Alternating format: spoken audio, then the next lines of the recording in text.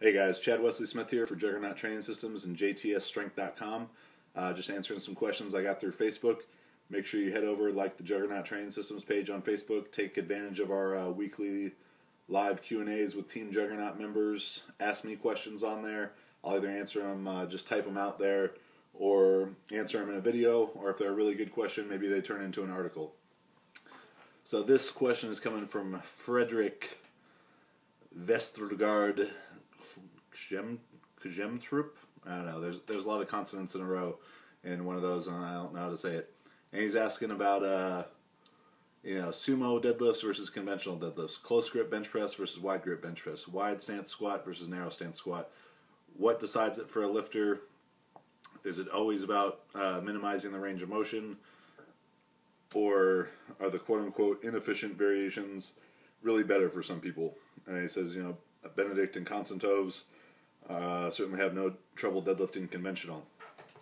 The answer is, of course, it varies from person to person.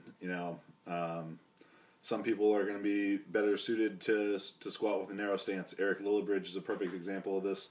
Squats with a very narrow stance. I think, arguably probably maybe the best squatter in the world right now. Just squatted 400 kilos at 275 for the world record.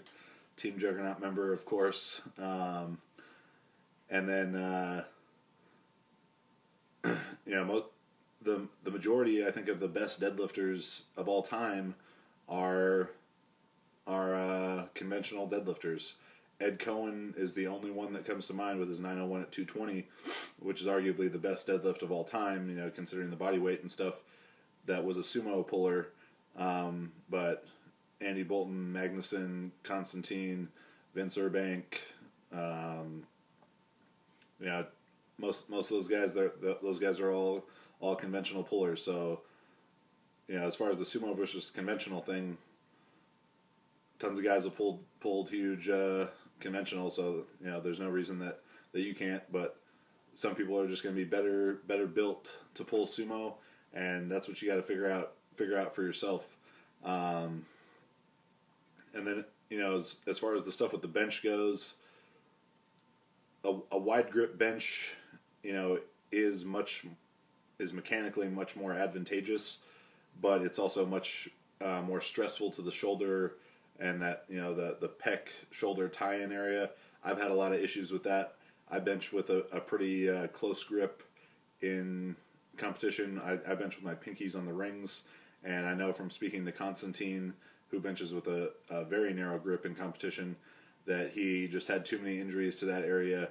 So, that's why he benches with the close grip, and he gave me very simple advice to how you can be good there. He said, you bench with close grip, all you must do is get arms very strong. So, that's advice from one of the best lifters in the world.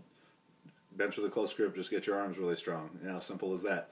But, that's just kind of a cost-benefit analysis issue for you. Whether, if you can stay healthy, benching with a wider grip, I would suggest that. But, it's going to be more difficult to stay healthy with that, so maybe the closer grip is the way to go. And I know some guys just feel better raw with a little bit of a closer grip. Brandon Lilly comes to mind there. Team Juggernaut, Cube Method out December 11th. Pick it up, JTSStrength.com. And he just says that he can engage his lats a lot better with a closer grip.